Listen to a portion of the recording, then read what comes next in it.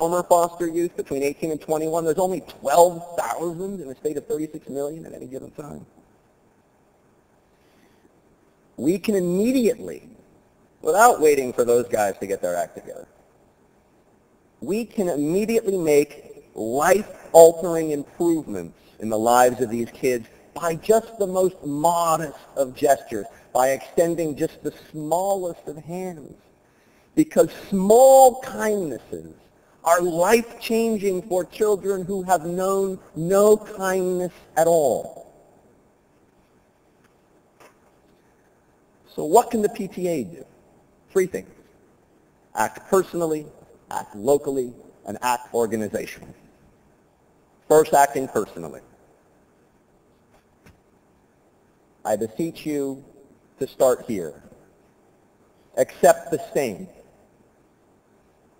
Accept the individual moral responsibility that comes from this. All things start there. And understand, I know that when I see something bad on television, and we're all so busy, and somebody else has got that, right? Somebody else is working on that. Somebody else with power is dealing with that. Understand that the reason why the data is so bad is because it's just not true here. Nobody of your organizational power or influence or clout, either in your individual schools or your counties or your school districts or on a statewide level, nobody else with your power is working this. When I started this job, I had a full head of hair. I wish that were true. So if you're thinking that you can avoid the moral stain because somebody else with power is dealing with it, I'm sorry, nobody else is. So the first is accept the stain. The second is to act locally within your own school. We talked about this at our seminar. If you just know that these kids exist and that they're going to your schools, and that they have unique needs. There's no grown-up or parent likely around that's going to make sure they got the books they need, that's going to make sure they got the computer time, that's going to make sure that they're going to the doctor or the dentist or all the other things. Because, last time I checked, kids with a cavity aren't learning, and kids with a cough aren't doing well on their tests. You know how to find them the dentist. You know how to find them the doctor. You know how to get them the books. You know how to talk to your principals and your teachers about making sure that within your schools, needy kids don't get lost.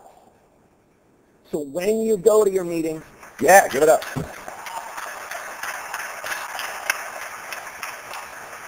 So when you go to your meetings with your principals, you guys have power in every single school.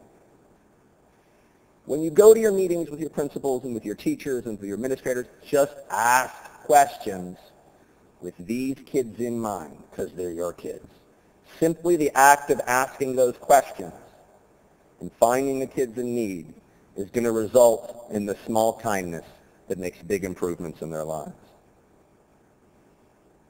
In other words, if you act in collaboration with principals and teachers to find needy kids in your schools, if you are P's of the PTA to these children, and if you don't take no for an answer, knowing nobody else is doing what you're doing, a whole lot of love that doesn't exist right now is going to happen. And third, and finally, act organizationally. If you've talked to your president and incoming president, as I've had the pleasure of doing, you can taste the passion in their hearts for these children. And I want everyone here to share it. On behalf of my organization and these children, organizationally, as the PTA, please hug them. Please hug them. Make them a core part. Thank you.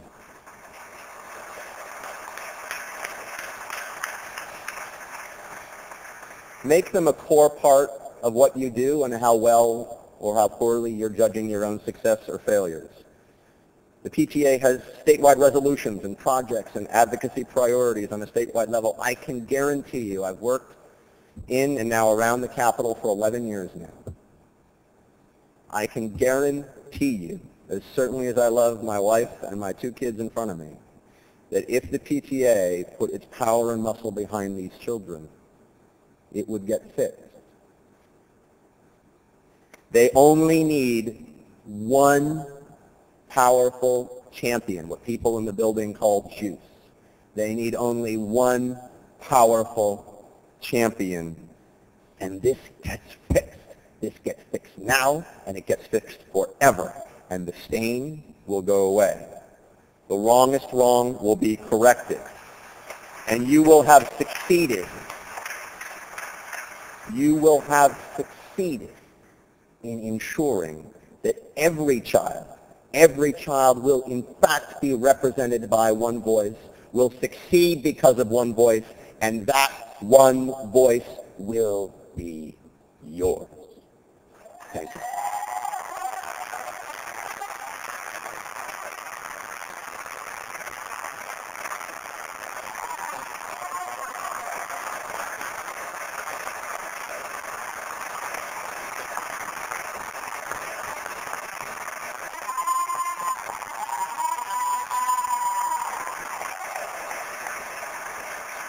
Thank you, Ed. We appreciate your efforts on behalf of California's children.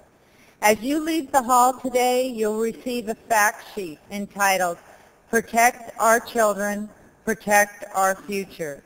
Please take some time to review the cuts currently made in the child welfare programs and their effect on California's and our children. We have an exciting new presentation this evening. Please welcome Heidi McLean, Honorary Service Award Chairman, and Wendy Hicks, Scholarship and Grant Chairman. Wendy, Heidi. Thank you, Madam President. Hello, delegates. My name is Wendy Hicks, and I'm the chairman of the California State PTA Scholarship